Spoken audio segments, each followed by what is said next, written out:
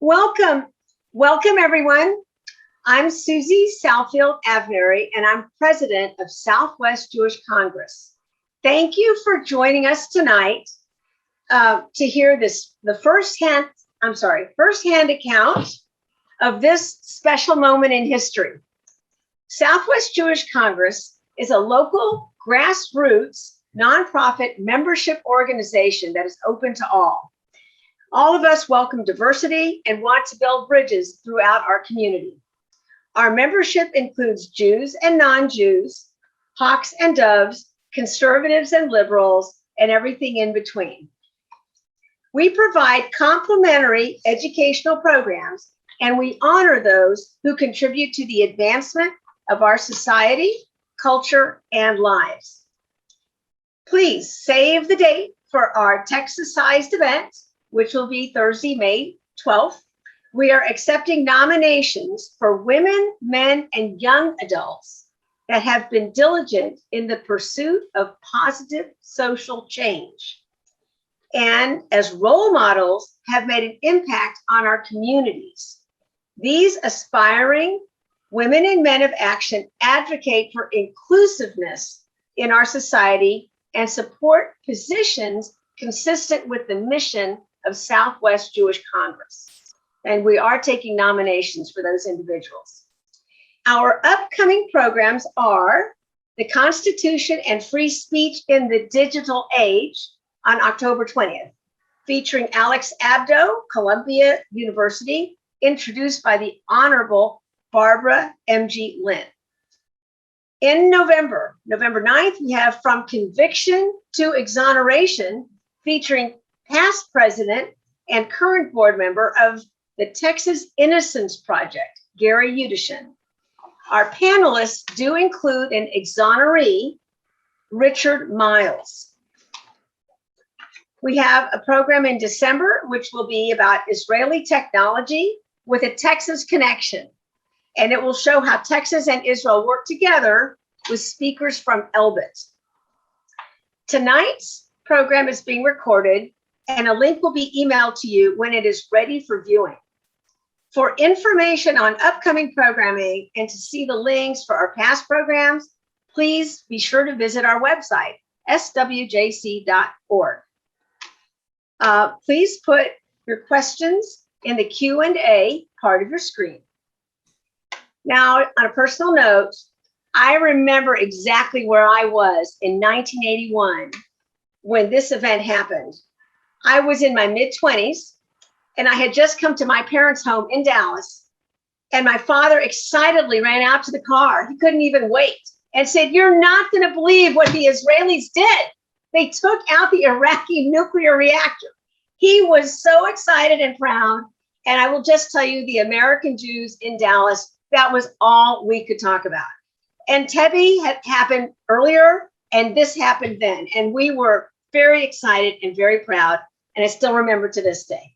So now I would like to introduce you to our host tonight, Dr. Yoram Solomon. Dr. Yoram Solomon is the author of The Book of Trust and 14 other books and more than 300 articles. He's the host of the Trust Show and podcast and the founder of the Innovation Culture Institute. He holds a PhD in organization and management, an MBA, a law degree from Tel Aviv University, and an engineering degree. Yoram is also an adjunct professor of entrepreneurship at SMU here in Dallas. He is a former executive in Israeli and American companies, a former elected official, a pilot, and a member of the Israel Defense Force 35th Airborne Brigade. Yoram, it's your turn. Thank you, Susie, and good evening, everyone. We have two very distinguished guests with us today. You can already see them on the screen. They're physically here in Dallas today or for the next couple of days from Jerusalem and Colorado. During this hour, I will ask them a few questions that we prepared in advance that would help tell the story of Operation Opera. This year, we celebrated the 40th year for that operation. If you have any questions, please put them in the chat box. I am monitoring the chat box. Towards the end, I will ask your questions to our panelists. Now, if you live in the US, you probably remember exactly where you were on September 11th, 2001. If you're a bit older, then you may remember where you were when you heard of D-Day on June 6th in 1944, or even when you heard of the Pearl Harbor attack on December 8, 1941. But if you live in Israel and you're over 50, you probably remember where you were on June 7th of 1981. It was my father's 52nd birthday. I was in 11th grade and living in Bat Yam, which is just a walking distance from the Mediterranean beach. I was preparing for my final exam in Hebrew grammar, and I decided that day I'm going to study at the beach. Now, if you live in Israel, you know that every hour you hear the news, they broadcast the news over every radio station. But that afternoon, the lifeguard decided that he's going to put the news on the speakers, on the PA system. That's when I heard that Israeli fighter planes are on their way back from attacking and destroying the Iraqi nuclear facility in Osirak in Iraq, right outside of Baghdad. With that, let me introduce our first guest. Herzl Makov has been the CEO of the Menachem Begin Heritage Center for the last 21 years.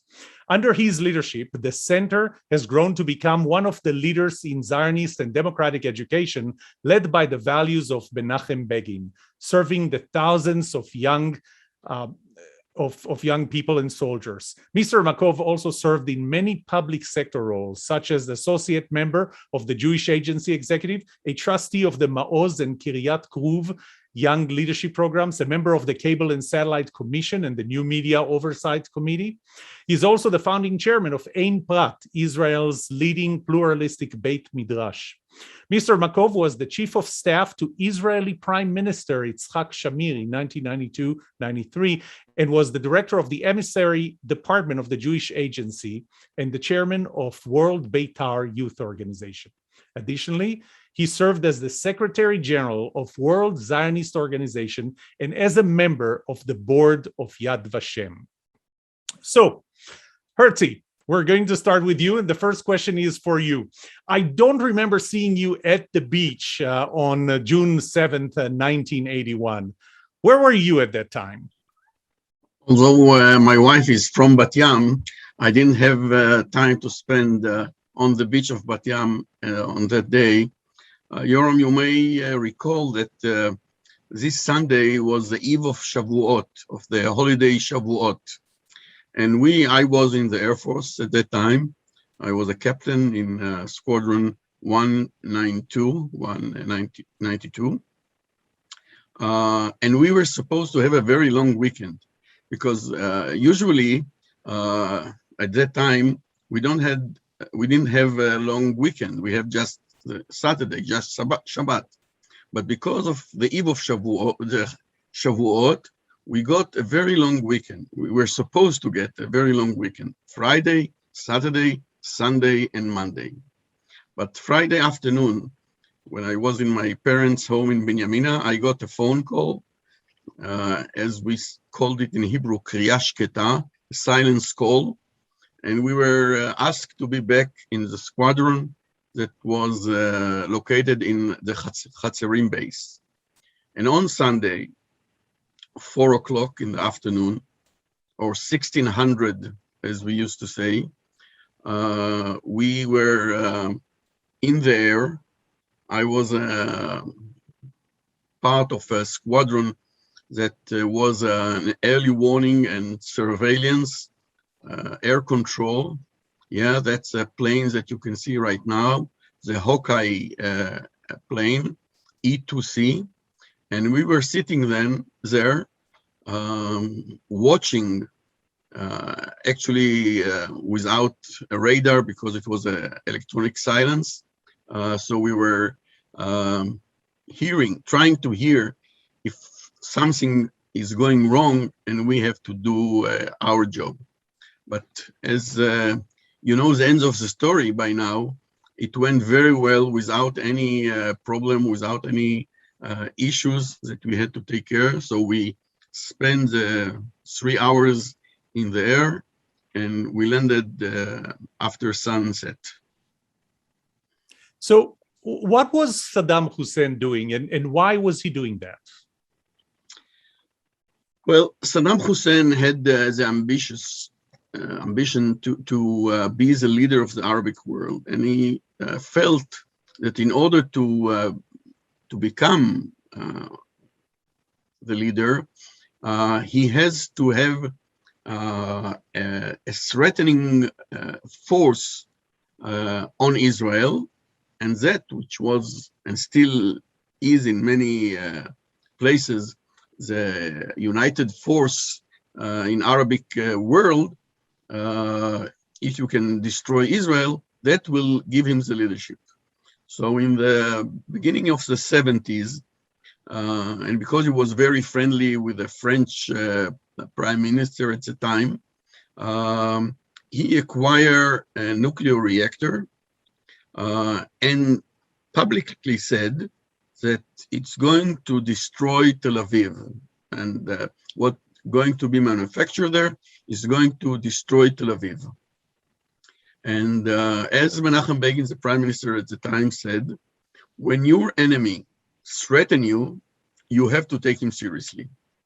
Don't, sometimes we have people who says, it's just a propaganda, it's just for internal needs. Begin said, no, you have to take it seriously and to take actions to prevent it. And that's what the Israeli government tried to do from 76, actually, during the Rabin administration, first term of Rabin. And in 77, after the change of power in Israel, Menachem Begin was in charge to make sure that it won't happen. When did Israel really realize what was going on, that what he was doing was building a nuclear reactor with atomic bomb intentions? In 77, 78, because we gathered intelligence from Iraq, from France, to see what they are selling and what's the capability of what they are selling, and Italy, which also sold some of the parts which were essential to create the nuclear reactor to military purposes. So in 78, actually, it was quite clear that that was their intention. And you didn't have to be, a great spy. Saddam Hussein said it publicly. He said, we are going to do it in order to destroy Israel. We are going to create atomic bombs in order to destroy Israel. But our military, our air attack was not the first option. There were a few, if I'm not mistaken, a few diplomatic efforts to work with the European countries to try and stop them from providing those materials to Saddam. Can you tell us a little about that? Yeah. Of course, the first step wasn't a military one. It was a diplomatic one. And Israel, at that time, the foreign minister was Yitzhak Shamir. He handled most of those negotiations. So he went to France and tried to convince them to stop selling those parts. The Iraq didn't have the knowledge. It's not like today's with Iran. Iraq completely didn't have the knowledge. They completely count on the knowledge from France. So he went to France, and the answer from France was, look, we are selling a reactor that cannot be changed to military purposes. What the Italians are selling, that's the problem, and that will create the option, the military option. Go to Italy, talk to them. So, of course, Yitzhak Shamir went to Italy. And the Italians said, look, we are selling only very few parts, a very small percentage of the project. Go to France. If they won't sell, we won't be able to sell. So they sent us between themselves. Also, there were attempt to bring the American government into the pictures and to try to convince them to work vice versa Iraq and vice versa the European country. It was a Carter administration that they didn't succeed as well in their effort. And when the administration changed here and Reagan took office, there was probably a miscommunication between the Carter administration to Reagan administration, and they weren't completely aware of the whole situation. But then after the diplomatic efforts, we started to try differently. And, mysteriously, ship in France was drowned, and which carried a lot of the cargo to Iraq. And other events like that happened around the world. But in 1980, the head of the Mossad came to Prime Minister Menachem Begin and said, we tried to hold it, but it doesn't work. We have to think about something else. So you just preempted one of my next questions. Did we involve the Mossad at any point? But you just described. So the Mossad operated pretty broadly in Europe. Did it operate in Iraq as well to try and stop it? Well, we don't know exactly, but things happened. Okay. Well, were there any other military options other than an airstrike that were considered? Yeah, there was a consideration of commando raid that, again, they need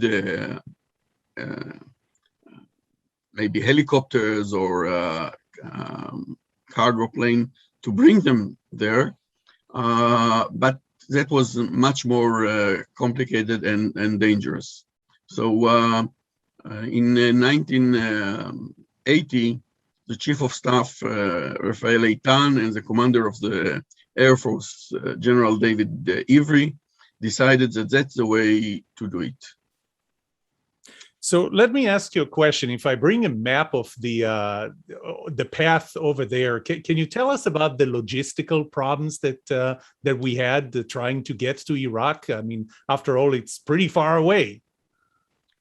Yeah. In the beginning of the planning, it was much more complicated because at that time in 79, what we had, the airplanes that we had were A-10, the Skyhawk, and the F-4, the Phantom. And they were quite limited in their range. And it's required a few refueling in the air. And of course, Yoram, from your experience, and I guess everybody can understand that refueling or fueling in the air, it's a very complicated operation. And actually, the planes are like sitting ducks because you have to do it in a high altitude and you have to do it slow flight. And of course, it's not a desirable situation when you are on your way to attack. But, God is there probably. And in Iran, there was in 79 revolution. And the Shah, which was a pro-American and pro-West administration, were thrown out of the country and Khomeini took over. So the Americans decided that the F-16 that Iran was supposed to get first, they were the first country outside of the United States to get the F-16. Well, we are not selling it to them. And they called the Israelis and said, look, we have in stock a few F-16. Would you like to have them? And as you know, Israeli, first we say yes, send it to us, and we will see how we will manage. Because improvise, it's the name of the game in Israel. Because it's not easy to absorb a new airplane. It's a very complicated procedure.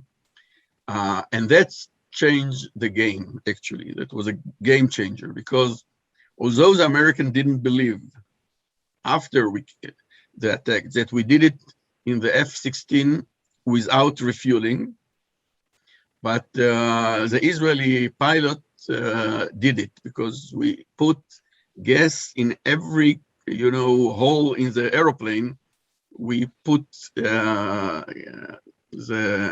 gasoline, and we were able to do it without refueling at all. But going back to your question regarding the navigation there, as you can see, most of the way it's in Saudi Arabia. Because we didn't involve, the right way to do it maybe is to go through Jordan. It's easier, or it's closest. But we didn't want to involve them. And we were looking for a pass that won't be, that the Arab radar won't detect the aeroplanes. So actually they flew very, very, very low. Officially 300 feet, but practically, I would say 100 feet and maybe even lower. And inside, the wadis, in order to get to Iraq without being detected by a radar. In order to make sure that there is fuel, a day before they flew to a base near Eilat called Etzion, which is in Sinai. We gave it back in the agreement with Egypt, but they flew from there to Saudi Arabia, and they came, from behind to Iraq. So if I look at the path, I see that they kind of flew just a little bit over the over Jordan, or at least over Aqaba. And if I remember correctly, reading, there was some kind of a yacht over there that saw the jets flying over. Who was in that yacht? Yeah, they didn't flew over Jordan, but they crossed the Red Sea near Aqaba, as you said. And there was a very distinguished personality on the yacht, namely King Hussein, who was by his military profession a pilot. So he is looking up and see 8 airplanes without signs, but coming from Eilat, going into Saudi Arabia. So he picked up the phone. It wasn't a regular phone, but he called the military operation room in Amman and said to his people, tell the sisters, namely the Arab countries, that Saudi Arabia and Iraq, that the Israelis are up to something. And we have the recording of this telephone call. So it's not something that we assume. We have it, we know it. But this warning didn't go out from Amman to anywhere. And again, it's something that hard to explain, beside God intervention. And if I remember correctly, is it true that our pilots actually communicated between themselves in Arabic in case their communications is intercepted? No, I don't recall it. There was a silence, Radio silence. radio silence until the attack. But because, in order to attack, they have to, I don't know what's the English term, to climb up to 7,000 feet. Yeah, in order to get the view, eye contact with the target, because we are talking on the age before all the smart bombs. It's a bomb that you throw from the aeroplane. So they climbed up to 7,000 feet, had the target in their eye, and throw the bombs, and then they started to communicate between themselves and in Hebrew. And we had it in our aeroplane. And here we see on the left before and on the right a little cleaner after. Yeah. With that, what I'd like to do now is I'd like to switch over to Rob, to our second guest. Rob Schwartz is the founder of the Hidden Light Institute, a nonprofit film production studio whose mission is to make documentaries of historic Jewish and Israeli figures and events. Rob is the executive director of the Institute's first film release, UPHEAVAL, The Journey of Menachem Begin. This is the first English language documentary that chronicles the life, the leadership, and the legacy of the former Israeli prime minister and Nobel Prize winner. Herzl Makov was actually central in the making of that documentary. I should mention that Susie already mentioned it at the beginning, and I'm sure that we'll mention it again, that the documentary will be screened free to Dallas residents starting today until Tuesday, October the 5th. After Rob graduated from Rutgers School of Law, he served as the city administrator and then became the chief of staff to former Senator Joe Lieberman. He then became a senior administrator at Yale New Haven Hospital and then moved on to serve as senior vice president for American Medical Response, the largest ambulance service in the US. He then created Strategic Resources, a consulting practice which managed healthcare trade associations and also strategic planning, marketing, and regulatory counsel to physicians in a number of specialty areas. Rob, welcome to our show. I'm going to ask you to unmute yourself. One of the two most common statements that we heard over the last 18 months is one, you're still muted, and two, can you see my slides? So Rob, you're not muted anymore. And the first question to you is, this movie actually does, when you produced it, it does talk about the Osirak attack, Operation Opera. So where were you on that day when the attack took place? I was in New Haven, Connecticut. Born and raised there. About 2 months prior to that date, I was asked by New Haven Jewish Federation to co-chair an interfaith mission to Eretz Yisrael. I was 36, first trip ever. And then the attack took place. And over 40 people were on the mission, Jews and Catholics. It wound up 8 of us flying to Israel. And that trip was transformative for me because it was that trip that I became a Zionist. And forever and a day, I will not forget that trip because it was just magnificent. So how did the Christian community here in the US react to the attack? I think there were a couple of reactions that I recall. One was from the evangelical community, incredible pride and support for Israel. And then depending on the politics of Christians, there were some who were nervous that a war would erupt. But for the most part, I think there was a great deal of admiration for the skill and the bravery of the Israelis. Herzl, let me go back to you for a second. Rob talked about the reaction by the Christian community in the US, but how about the Reagan administration? How did they react to this attack? Well, they were surprised, completely surprised. Menachem Begin was asked about it, And he said two things. One, he didn't say it publicly, but he felt that in a conversation with Secretary of State of the time, General Haig, he got a green line. But it's turned to be that, as I said before, the administration wasn't aware of the whole issue. And the second answer of Menachem Begin was, look, if I would go to the American administration and ask them, they would say no. And I would have to do it because I can't leave the state of Israel under that threat. So I would do it against their will or against their opinion.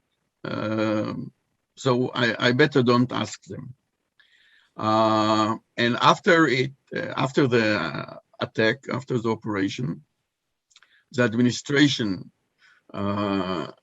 which effort was led by the Vice President Bush, the father, the first Bush, and the Secretary of Defense, Weinberger, two people who weren't known for their sympathy to Israel at the time. So they led the effort in order to punish Israel. Of course, they published a statement against it and support a decision in the UN to condemn the operation.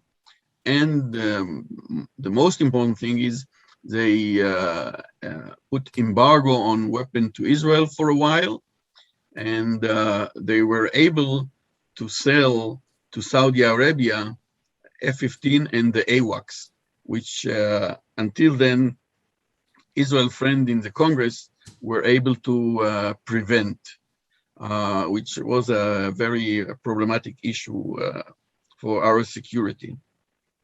But I can tell you that a few weeks after all the noise and that administration had and the condemnation, came to Israel the National Security Advisor, McFarlane.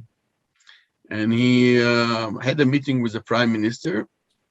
At the end of the meeting, he said, Mr. Prime Minister, I have a personal message from President Reagan. Can we stay alone, only you and me in the room? Begin told him, look, the two people that are here, I have my full confidence, and I will share with them anyhow what you will tell me. So if you don't want them to know, don't tell me the message. McFarlane thought for a second, and then he said, okay, the president said, well done.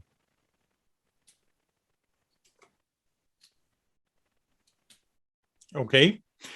Meanwhile, I would like to remind our audience that if you would like to ask any questions, ask them of the two guests that we have here today, please put them in the chat box. I am monitoring the chat box.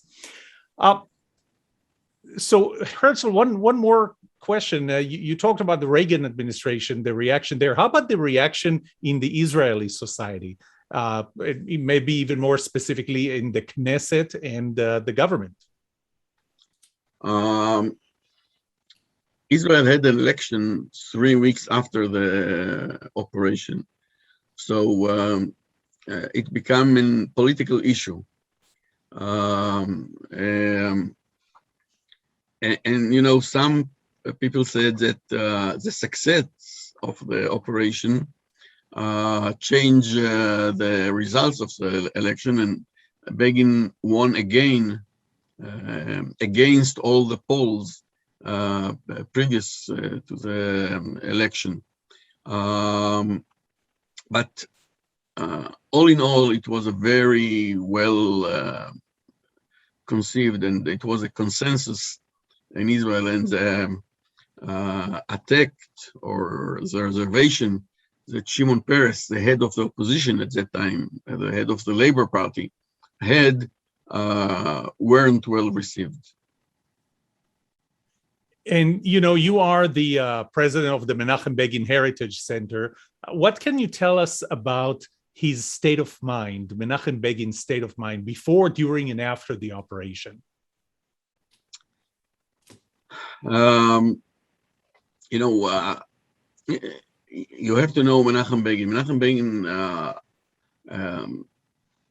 lived the history of the Jewish people. He didn't think in terms of today or yesterday or tomorrow. He felt that on his shoulder, it's the history of 2,000 years, and the future of generation. He always spoke about the future of our children and grandchildren and grandchildren when he spoke about the motivation to his decision. And the Holocaust was a very key element in his worldview. And to him, never again wasn't a slogan. It was a directive. It was something that you have to live accordingly. And I heard from his chief of staff that one day they drove in the street of Jerusalem, and they saw from the window a kindergarten, and he saw children there. So he said to his chief of staff, I have to make sure that those Mendelach and Hanelach, and he used the names of children that were in Europe, not Israeli names. Those children won't be under the threat of mass destruction again. And he said something that became known as the Begin Doctrine. Israel would not let an enemy of the Jewish people to acquire a weapon of mass destruction, not again. And that led him.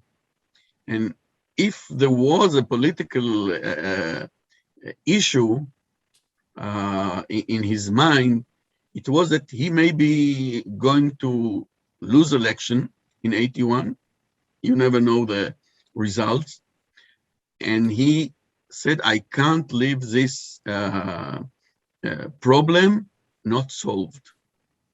And another thing that determines the date, actually, of the time of the operation, is that he wanted to do it before the reactor would be hot, as they say, because it would be before operational.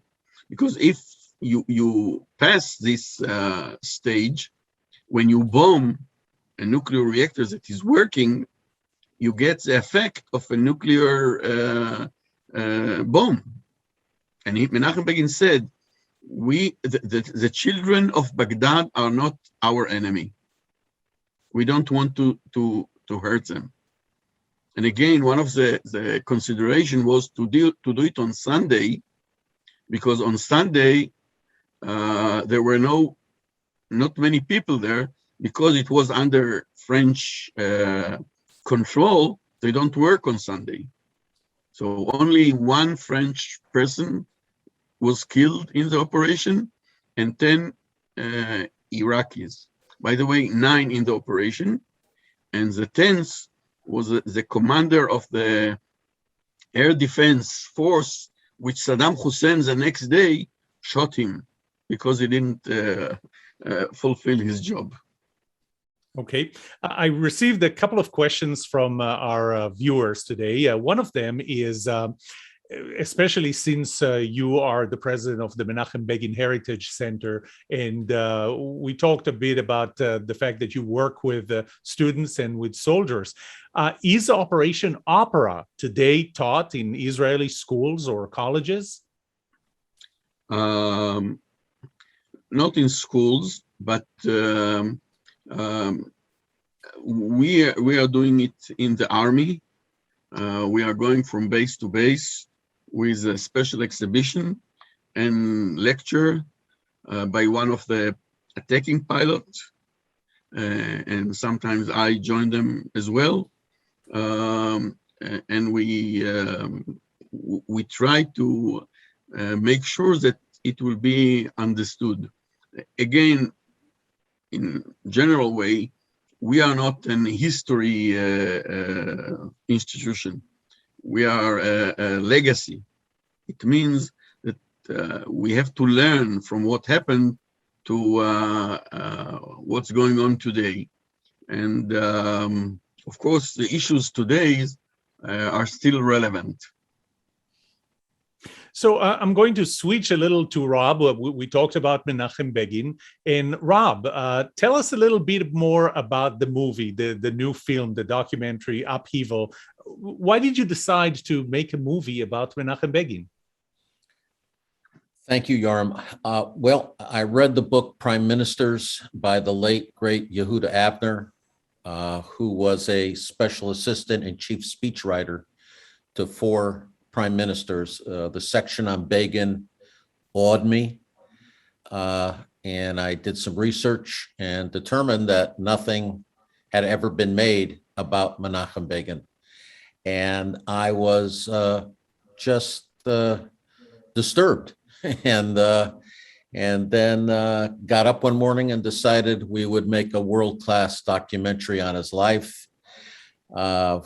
Flew to New York to observe Yom Kippur, and the next night had dinner with Senator Joe Lieberman and Hadassah, his lovely wife, with my wife. And we learned that we read the book about the same time. We both loved Begin, told him my plan, and as they say, the rest is history.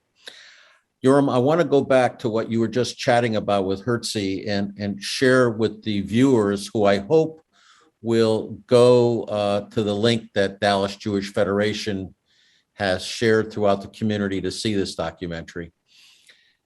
Begin grew up in Brest. He saw as a kid adult Jews being humiliated by anti-Semites, had a big impact on him. And then after he leaves and the Nazis came in, he heard firsthand accounts how the Nazis marched 500 people, led by his father, out of Brest to a river, the actual river you will see in the documentary. Our filmmakers had drones fly over it and shoot it. His father singing Hatikva, leading them to this river where they were all machine gunned to death. He made an ironclad commitment to protect the honor and physical safety of all Jews. He never compromised a minute moment from that commitment. Not just protecting Israelis, but protecting Jews. And if we kind of fast forward to today, this movie is a clarion call to Jews and Christians that this virulent rise of anti-Semitism, that we ignore it at our peril. And his action against the Osirak nuclear reactor was to show that Jewish blood doesn't come cheap, and that when there is an enemy, you have to have the courage and determination to face it. Definitely. And you know, you were the former chief of staff to Senator Lieberman, and given the relationships between Israel and Iran, between the US and Iran right now, what do you think the message, or what should the message be of this film Upheaval to American Christians and Jews? Well, I think the message is you can't deal with an enemy with a kumbaya, let's sit down and have a cappuccino and talk this over. Iran is a dangerous, dangerous country. These mullahs want to exterminate Jews. You know, the great Malcolm Hoenlein said he doesn't like the term anti-Semitism because people don't understand it. He said, let's call it what it is. They're Jew haters. And they're no different in the Torah when they talk about Amalek, the people who want to destroy the Jewish people. And what Begin said with great conviction is, you meet your enemy, and if you have to meet him with force, you meet him with force. Thank you. Herzl, back to you. I brought this picture. Somebody asked about one of the pilots, one of the F-16 pilots. His name is Ilan Ramon. I dug out, and this is actually the picture of the plane that he flew. This is the F-16 that he flew, NETS number 243. And can you tell me something about the markings near the cone? I hardly see. Yeah. The one with the arrow. Yeah. What are the markings typically on airplane, and why is this one unique? The marking after an airplane come back from interceptions or combat, and if he was able, the pilot, of course, was able to shoot down an airplane, they mark that on that spot. And it's very unique because that symbolized the threat of atomic bomb. And this airplane participate and destroy the nuclear reactor in Iraq. So as you know, old cowboys used to mark on their gun when they were shooting and successfully, it was taken this to the Air Force tradition, not only, by the way, the Israeli Air Force, but it's a common habit to do it. Did you help bring Ilan Ramon's name to be more public? And can you tell us something else that he has done? I'm not sure that everybody in all of our viewers know what else he has done. Well, Ilan Ramon was the youngest pilot to participate among the 8, and he was chosen, by the way, because he was as a young officer in charge of the maps in his squadron, and he had to draw the maps. So he was part of the circle, the small circle, who knew the secret. And in order not to bring another one, they said, okay, you will be part of the force. And he was single then. And actually, he was in the most dangerous position because he was number 4. So, number 1, it's a surprise. Number 2, it's still, they don't know what to do. Number 3, it's already, everybody knows. And of course, number 4, everybody is shooting. So he was in a very dangerous position. But again, it was a surprise and to us. No Iraqi airplane went and took off in order to do something. And they could do because the reactor is in the east part of Iraq. And our pilot flew, on the last drop of fuel to the west in order to get to Israel over Iraq. And there were air base there, nothing, and not missiles. There was some guns, but not missiles. So thank God they all came back safely and landed in Etzion safely. And years later, Ilan Ramon, as a colonel, was chosen to be the first Israeli astronaut to participate in a mission to space, and he was part of those who their ship was the Space crashed. Shuttle Columbia. Yeah, Columbia. That during the entry to the atmosphere, crash, and of course he lost his life. He was a tremendous personality, very Jewish in his tradition, in his view world, a very nice, gentle person.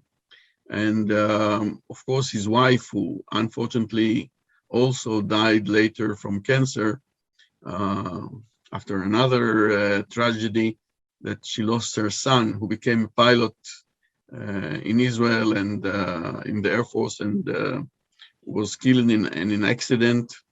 And she tried to commemorate Ilan Ilan.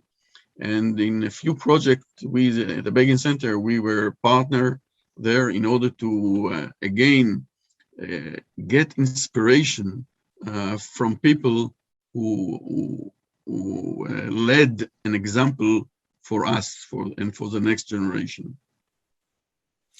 How long did the planning for Operation Opera take place? How long was the actual operation from takeoff to landing?